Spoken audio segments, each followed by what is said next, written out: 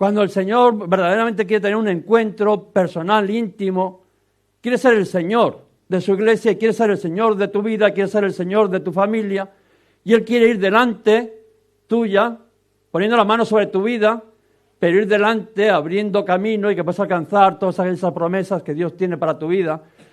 Y la semana pasada vimos de que había maldición en la tierra, estuvimos predicando sobre Joel, pero que el Señor decía que restituiría a aquellos que le busquen, que no serían avergonzados. Y hoy quiero predicar, porque decía, Señor, ¿sobre qué predico? Y me venía una voz clara y me dice, profetiza. Y yo me quedaba diciendo, ¿qué voy a hablar yo?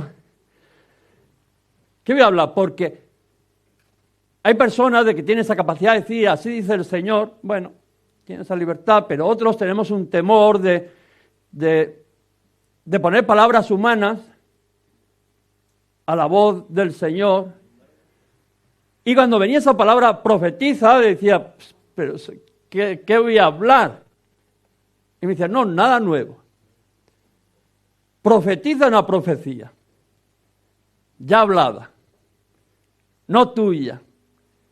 Si sea quien te quiera apedrear, no es tuyo, yo no soy más que el mensajero. El que te lo digo, otro la escribió.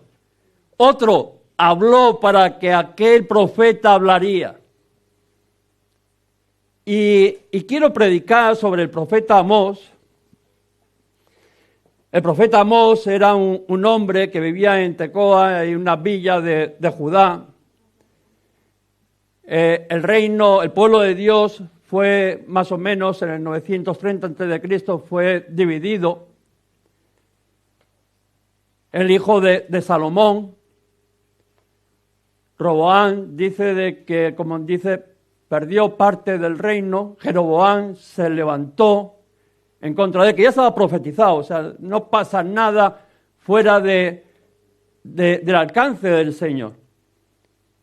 Pero aquel Jeroboán dice de que se levantó, arrastró a 10 de las tribus y vemos de que el reino fue dividido, se rebeló contra el rey legítimo que había, el hijo de Salomón, de la casa de David. Y aquel Jeroboán dice de que se hizo su propio reino. No me puedo quedar con todo, pero me hago mi reino. Y ahí en el pueblo de Dios fue cuando se dividió y salió el reino del sur, Judá. Cuando a veces leemos en la palabra de Dios y sale Judá como reino, Israel, el reino del norte, como reino, ¿no? que reinó, ¿no? Jeroboam. Y vemos de que se hizo su reino, pero no solamente se hizo su reino, sino que se creó su propia religión. Es curioso, a su manera. Dice que se hizo unos becerros para adorar allí en Dan y en Betel, los puso allí. Hay gente que dice que aquellos toros simbolizaban el dios El, que era el dios de los dioses. ¿A quién le iba a decir nada? O sea, quien adoraba era al dios de los dioses. Pero al final el propósito era, como los reinos se habían dividido, que la gente del reino del norte no tendría que ir a adorar al reino del sur, a Jerusalén, que estaba el templo, que no dependerían del Señor que tenía el templo que había levantado allí Salomón en Jerusalén, y sobre todo que no llevarían las ofrendas y los diezmos allí. Y se montó, por decirlo de una manera, pues su propia religión. Bueno, pues no podemos compartir con ellos, pero nos hacemos nuestra propia religión con sus sacerdotes, con su forma, y todo para despegarse, por decirlo, de la casa, del templo, de la presencia de Dios. Y hoy vemos de que hay muchos de que se levantan, ¿no? Y se crean sus propias iglesias. Conforme, ¿no? Las crean conforme a esa nueva religión que se han montado ellos, conforme a lo que agrada a la gente. También se hacen un dios como ese, ¿no? Aquel toro que, por lo que dicen, que es mucho, de que representaba el dios él, ¿no? El dios de dioses, claro, entonces ¿quién va a decir que no están adorando al verdadero Dios? Pero el propósito, al final, muchas veces es solamente el yo manejo lo mío y no dependo de Dios. La semana pasada estuvimos predicando, después de esto que he comentado, 100 años más tarde, se levantó el profeta Joel, porque cuando uno se aparta del Señor, viene maldición, viene ruina. Dice que se levantó una plaga de langostas como nunca la había habido antes. Claro que había habido antes, pero no de aquella manera que arrasó todo. Y el profeta Joel dice que los llamó, ¿no? Y que buscaran al Señor y que el Señor iba a restituir todo aquello de que el enemigo había destruido. Pero vemos que la realidad es de que siguieron en su entendimiento. A veces, aunque nos vaya mal, somos incapaces de volvernos al Señor. Y eso que el Señor está diciendo, vuélvete a mí. Y yo te voy a restituir cada una de las cosas que Satanás te ha robado. Y fue tan por decirlo, la relación que tenían entre esos dos reinos, que llegaron, por decirlo, a una guerra civil, casi el templo fue destruido. Y así era lo que vivían. Muchas veces hasta la propia iglesia casi. Lo que pasa es que dice que las puertas del Hades no prevalecerán sobre ellas. Pero intentos hay de entre, a veces esos que se llaman pueblo de Dios, de destruir el verdadero templo, que es la iglesia de Cristo, que no tiene muchas veces que ver nada ni con edificios, ni con denominaciones, ni con nada, sino con la presencia de Dios en ese lugar. Pero vemos que después de todo esto en Judá, por decirlo, el reino legítimo de David, el descendiente de David, dice que se levantó un rey que era bueno, Uzías, que aquel dice que enseñaba la palabra del Señor, servía a Dios y enseñaba la palabra de Dios, y como consecuencia había una gran bendición en Judá. Cuando la palabra de Dios corre, cuando las personas buscan al Señor, cuando aquello de que están dirigiendo al pueblo de Dios, su pensamiento y su corazón están verdaderamente en el Señor, dice que viene una bendición y había una gran bendición allí en Judá.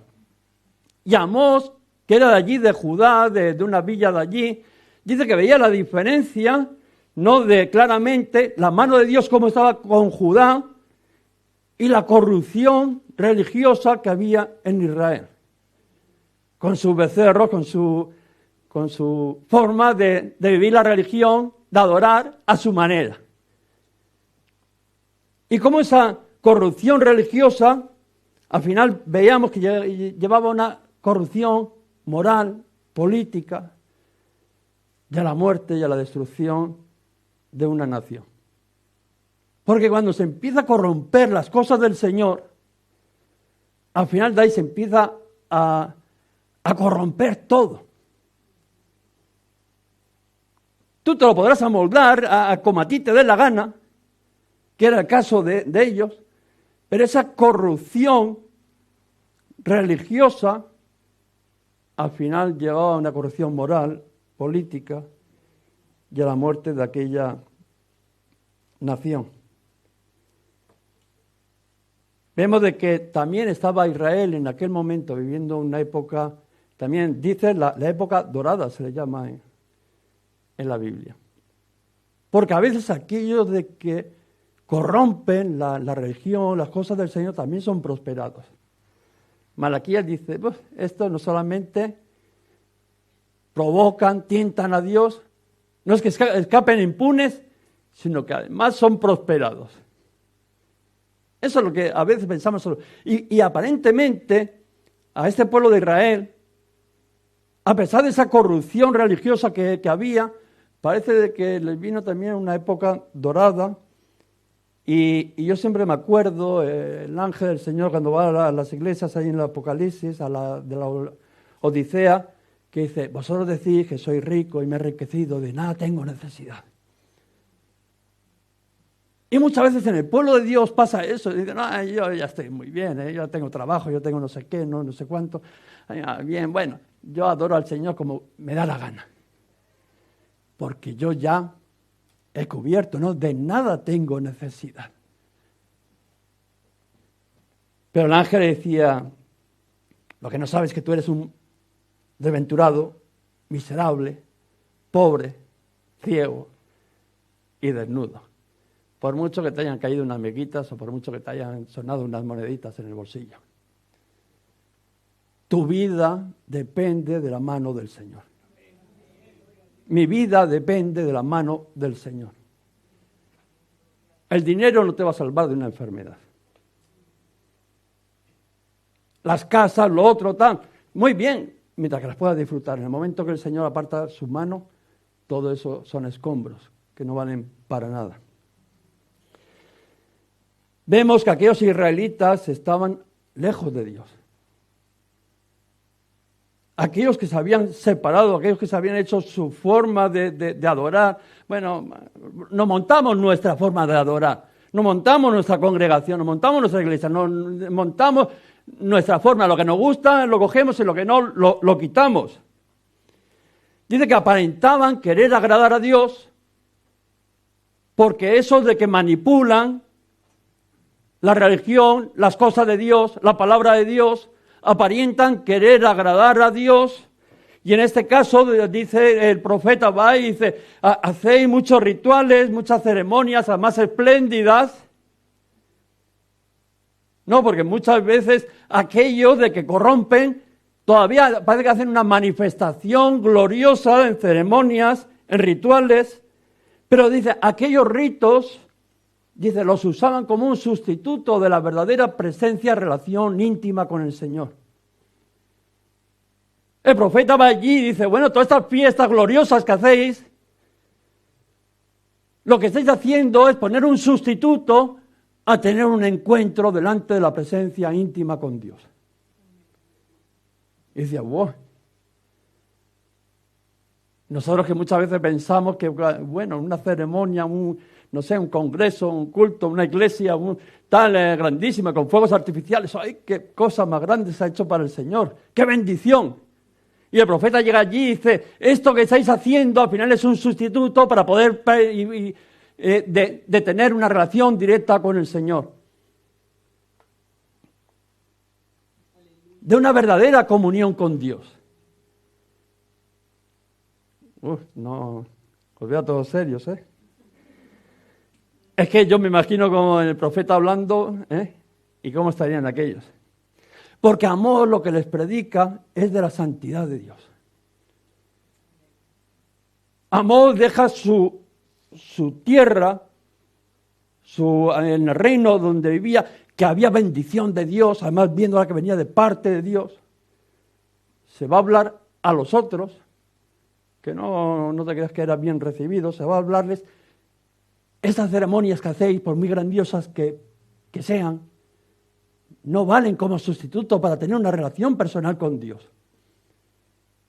Y les empieza a hablar de la santidad de Dios, de la separación del pecado, de la dedicación, del servicio al Señor. Le mostró la verdadera diferencia entre la religión falsa y la verdadera. Le decía, el ir a los lugares santos, el venir a la iglesia, el ir a esos templos que os habéis montado, que no sé de dónde los habéis sacado, el venir a adorar a aquel becerro, por mucho que digáis que es él, el Dios de los dioses. Dice, eso, por guardar los días de fiesta, eso no te va a hacer santo. Ni te va a hacer acepto delante del Señor.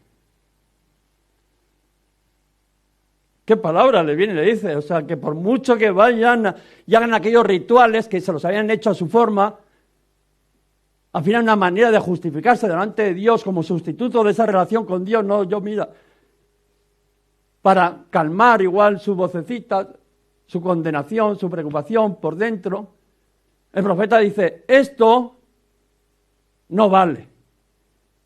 Porque tú vengas aquí al templo a adorar además a un Dios que no sabemos ni quién es, ni para qué lo haces, eso no te va a hacer santo, ni te va a ser acepto delante de la presencia de Dios. Qué duro, ¿no? Que te venga alguien y te diga, porque vengas a la iglesia, eso no significa que tú vas a ser santo, o que vas a ser agradable delante del Señor. Estará bien que vengas. No estoy diciendo que esté mal. Pero porque tú vengas a un sitio que al final se te ha acomodado a como tú has querido, además, estoy hablando de aquellos, no estoy hablando de nosotros, pero el que tenga oídos que oiga. Estoy hablando de aquellos que porque vayan a un lugar que supuestamente dicen, no, esto es para el Señor, sí, es para el Señor, pero a su manera. Porque tú vayas y hagas esos rituales, por mucha ceremonia, por muchos globos y por muchas luces que pongas, le decía el profeta, eso nos va a hacer santos delante de la presencia de Dios. No nos va a hacer aceptables delante de la presencia de Dios todos esos rituales que estáis haciendo. Y les recuerda, el Señor os ha hecho libres. El Señor ya te sacó de la esclavitud. El Señor, estábamos en el desierto, ahora que estamos leyendo a Josué, dice, no, pasar al otro lado, a la tierra donde fluye leche y miel. Esto es lo que tengo para vosotros. Pero lo que les recuerda es de que les había hecho libres y que no podían descansar en una falsa seguridad. ¿Cómo estaba el profeta, Ahora entiendes por qué no quería predicar yo esto, ¿no? Dice, no podéis descansar en una falsa seguridad,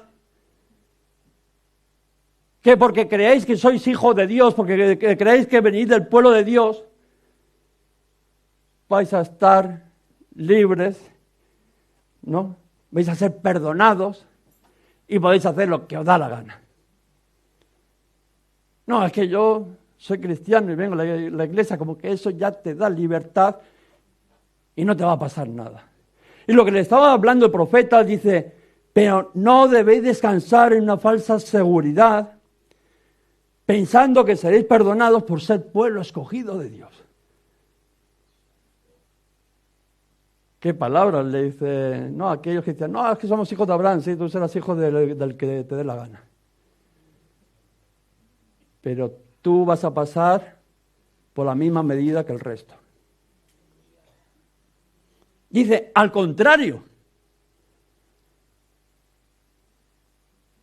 Al contrario, dice, él está obligado a disciplinar a su pueblo. Porque hemos dicho de que cuando hablamos de la disciplina, dice, ¿qué padre es aquel que no disciplina a su hijo? Y si no lo disciplina, es porque es bastardo. Porque no es su hijo. Porque no lo ama. Y si Dios juzga a los que no son su pueblo, dice que el juicio empezará por su casa. Y no podemos descansar en decir, no, es que a mí el Señor me perdona, sí.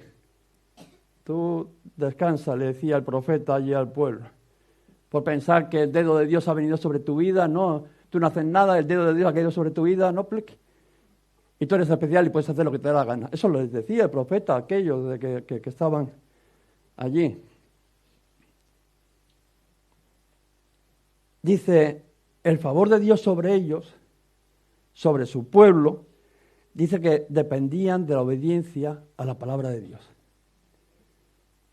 Cuando Dios hizo un pacto con su pueblo, allí cuando vamos a eso, vemos de que Dios dijo, yo voy a ser vuestro Dios y vosotros vais a ser mi pueblo.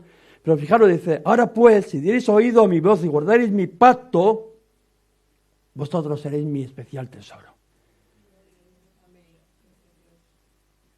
Él dijo de que iba a ser nuestro Dios y nosotros nuestro pueblo, pero está diciendo, si diereis oído a mi voz y guardaréis mi pacto. Entonces tú, yo, cada uno de nosotros, aquellos de que venimos a alabar, a adorar al Señor, aquellos que le reconocemos como Señor y Salvador, dice, seremos su especial tesoro. Tú sabes que eres un especial tesoro del Señor, ¿no? Amén.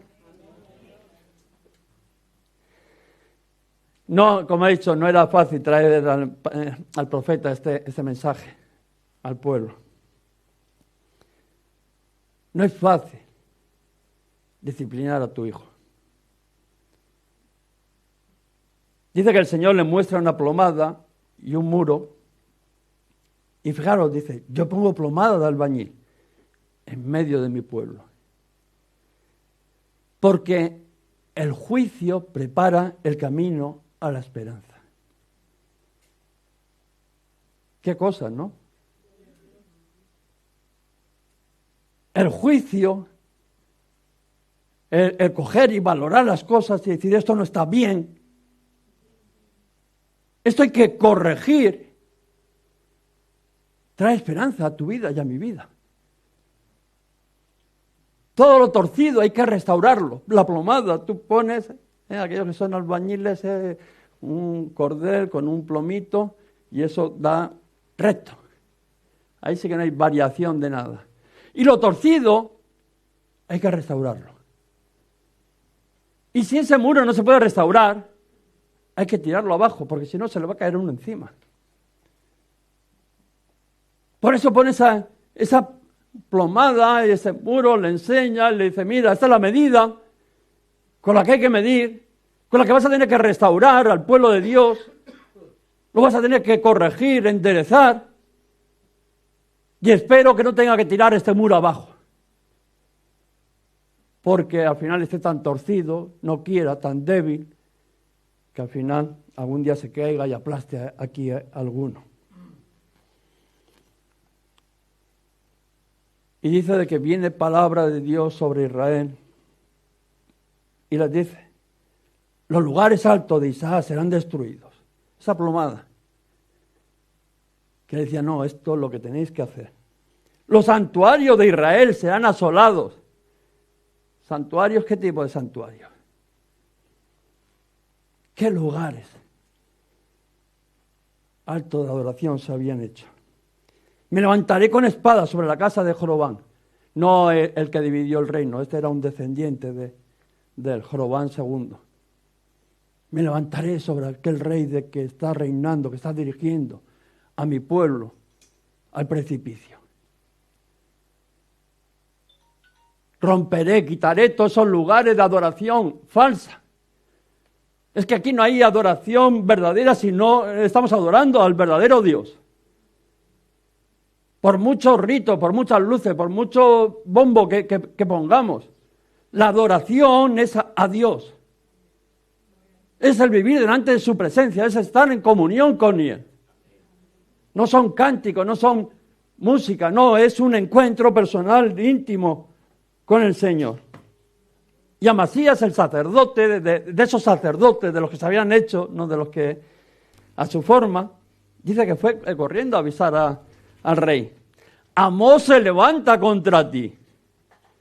Dice, no, veas, ha venido y mira lo que está diciendo de ti. Porque así ha dicho Amós, Jeroboam morirá a espada, e Israel será llevado de su tierra al cautiverio. Todos podríamos decir, ya está aquí otra vez asustando. No, asustando no, unos 30 años después.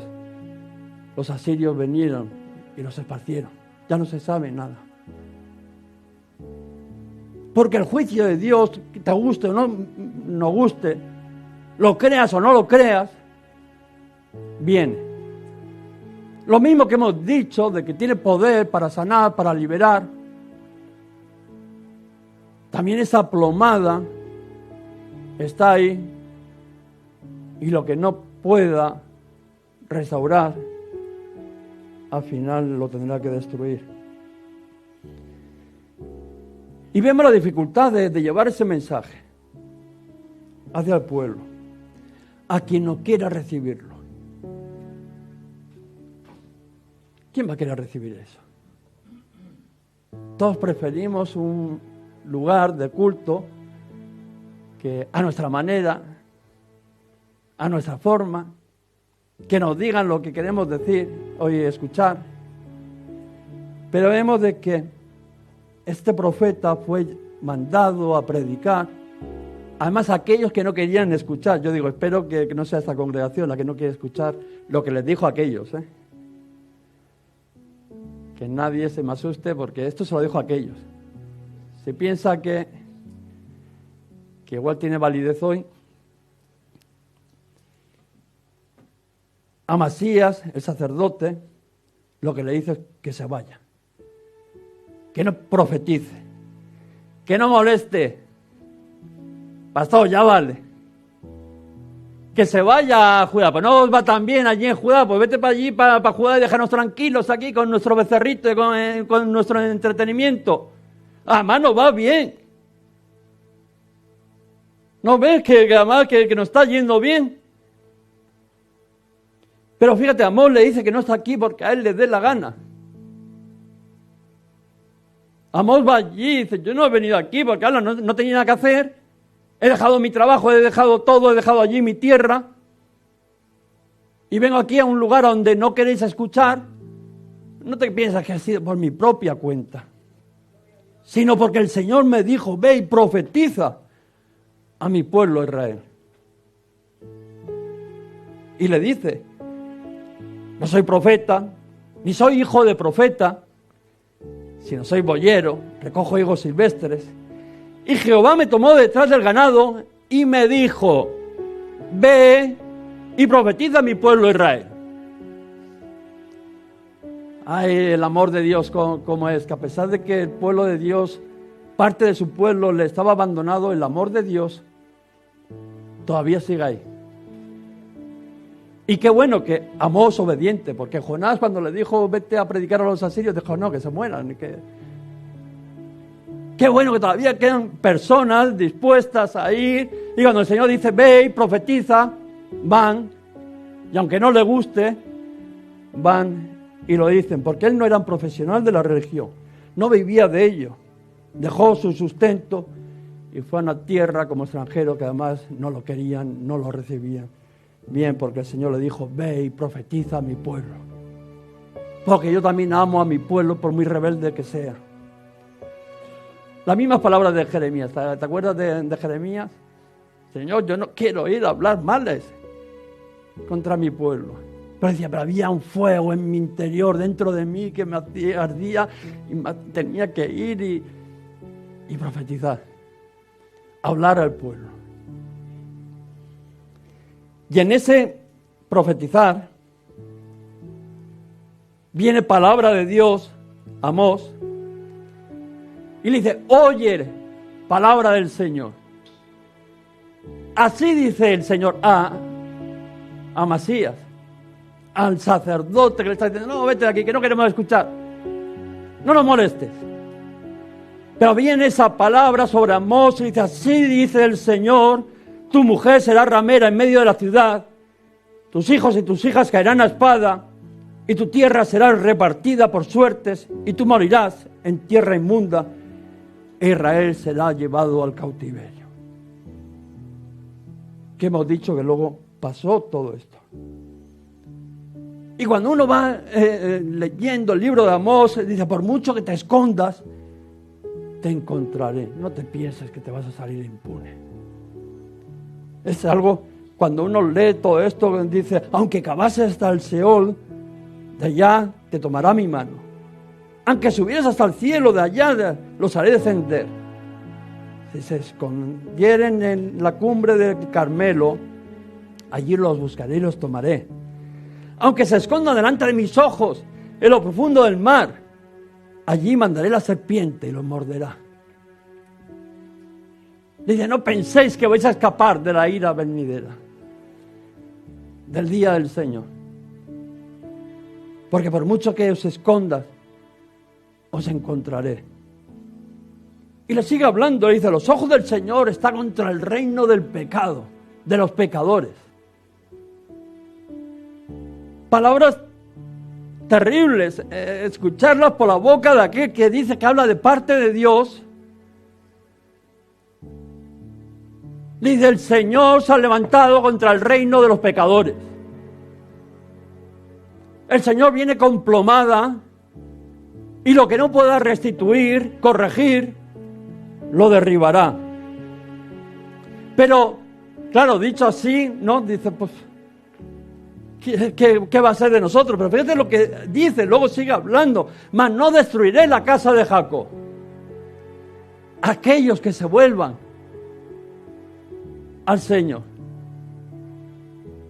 Dice, habéis pervertido la religión, habéis pervertido las cosas del Señor, camináis como os dé la gana, no queréis escuchar el mensaje de salvación, de santidad, de caminar en la voluntad de Dios, y todas estas maldiciones van a caer sobre vuestras vidas, no porque yo venga, sino porque es que la paga del pecado es muerte. Pero dice, pero no así con la casa de Jacob, con aquellos que se vuelvan, que me busquen. Pero así dice Jehová, dice a la casa de Israel, buscadme y viviréis.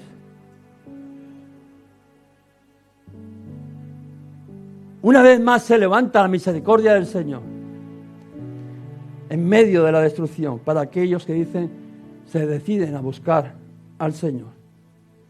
Y fijaros la promesa de Dios que trae a su vida, dice, levantaré el tabernáculo caído de David.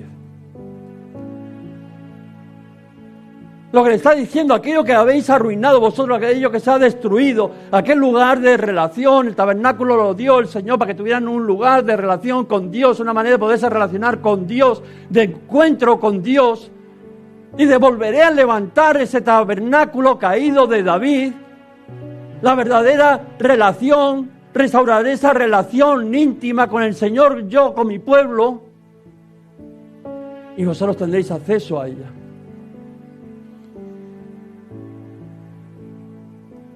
Restituiré esa relación con mi pueblo. El tabernáculo de David. Les está hablando de la promesa del Mesías, del Salvador, aquel que nos va a poder hacer actos para poder tener una relación verdadera delante de Dios, a pesar de que tú hayas fallado mucho, a pesar de que le hayas ignorado. Dice, volveros a mí y viviréis. En ese tabernáculo levantado, en el Mesías, en Cristo, en Emmanuel, Dios con nosotros. Porque dice, porque no hemos tenido un sumo sacerdote, el cual no puede ser compasivo contigo, conmigo, por mucho que hayas metido la pata, por mucho que te sientas lo peor de lo peor. Dice que tenemos un sumo sacerdote, aquel que va a levantar ese tabernáculo caído de David, que lo va a volver a levantar para que podamos tener una relación a través de Jesucristo con Dios. Dice, no tenemos a alguien que sea que no sea compasivo con nosotros, sino a alguien que ha sido probado en todo, igual que tú y yo, con la diferencia que él terminó sin pecado y tú y yo caemos. Pero dice, ahora hay libertad para poder entrar ahí al trono de la gracia y poder alcanzar misericordia para aquellos que me buscan, aquellos que dejan de hacer las cosas a su manera, los ritos, las ceremonias a su manera, sin tener a Dios en el centro, y se buscan una verdadera relación íntima con el Señor. Lo mismo que decíamos la semana pasada de Joel, volveros a mí, yo restituiré todo lo que Satanás te ha destruido. Y termina con unas promesas, vendrán del cautiverio, reedificarán las ruinas, serán mi especial tesoro. Tú sabes que tú eres el especial tesoro del Señor, que el Señor no está mirando tu caída, sino que está mirando de que Él ha levantado otra vez, ha restaurado ese tabernáculo de David, en el cual podemos volver a esa comunión verdadera, genuina, con la presencia de Dios. Porque los que confían en el Señor, dice que no serán avergonzados. Y empieza a hablar de bendiciones que vendrán sobre sus vidas, se estarán arando y los segadores vendrán detrás, casi no habrá tiempo para plantar y ya estarán recogiendo. Les estaba hablando de una gran bendición para sus vidas. No solamente ahora, sino en las venideras. En el día del Señor. De victoria, de promesas. para su vida. Y cuando uno sabe cómo terminan las cosas, para aquellos que buscan al Señor, dice, buscarme y viviréis. El final de la película, que la cuenta Apocalipsis, dice, no llores. Y aquí el león de la tribu de Judá, la raíz de David, ha vencido. Ha vencido. Vamos a levantarnos, vamos a adorar al Señor, vamos a buscar restaurar ese tabernáculo caído. Se ha caído, no te preocupes, el Señor ha dicho que restaurará ese tabernáculo, que podremos volver a su presencia, que podremos volver a esa adoración genuina de verdad delante del Señor, que nuestras vidas agradarán al Señor porque habrá una verdadera relación, no a través de ceremonias, no a través de ritos, no a través de sustitutos, sino una relación intensa con el Señor en su presencia, que es lo que Él quiere restaurar, esa relación íntima con Dios. Y el Señor, como decíamos la semana pasada, Él derramará de su Espíritu y vendrán bendiciones sobre nuestras vidas. Y en esta mañana vamos a buscar que caigan esas bendiciones porque restauramos nuestra relación con Dios. Hay enfermos, estás enfermo, busca al Señor, busca esa relación con Dios. Vas a ver cómo el Espíritu de sanidad viene sobre tu vida. Tienes necesidades en tu vida, acércate de una verdadera, genuina, la presencia de Dios. No pongas sustitutos, sino busca esa relación íntima con el Señor. Vamos a adorar. Vamos a buscar, a ministrar esa presencia del Espíritu Santo en nuestras vidas y decirle, Señor, yo ya no quiero más sustitutos. Señor, yo ya no quiero ser un religioso, yo no quiero hacer las cosas por hacer, sino quiero buscar tu presencia en mi vida. Quiero esas bendiciones que tú has dicho que vienen a aquellos que buscan mi presencia. Buscarme y viviréis, dice el Señor. Búscale al Señor. Pon tus cargas, tus necesidades, tus enfermedades, tus preocupaciones, ponlas en las manos del Señor. Busca su presencia, buscar su reino, su justicia, dice, y todo lo demás vendrá añadido. Vamos a buscarle, a deleitarnos en la presencia de Dios. Ese tabernáculo otra vez levantado, esa relación abierta otra vez con el Señor a través de Jesucristo. Tus pecados, dicen, han sido perdonados. Eres apto para poder estar delante de la presencia de Dios. Hay libertad en el nombre de Jesús sobre tu vida. La sangre de Cristo tiene poder para limpiarte, para que te puedas acercar confiadamente al trono de la gracia. En el tabernáculo caído de David se levantan esta mañana. Aleluya, aleluya, adórale al Señor, adórale verdaderamente. Oh, santo, santo, santo. Oh. Háganos llegar tus peticiones de oración al teléfono que hay a continuación. Toda la iglesia nos comprometemos a orar para que el Espíritu Santo te ministre en esas necesidades que estás viviendo. También nos puedes seguir ahí por las redes sociales, Iglesias Restaurados para Restaurar. Los domingos a las 11 de la mañana estaremos con nuestro culto. Que Dios te bendiga.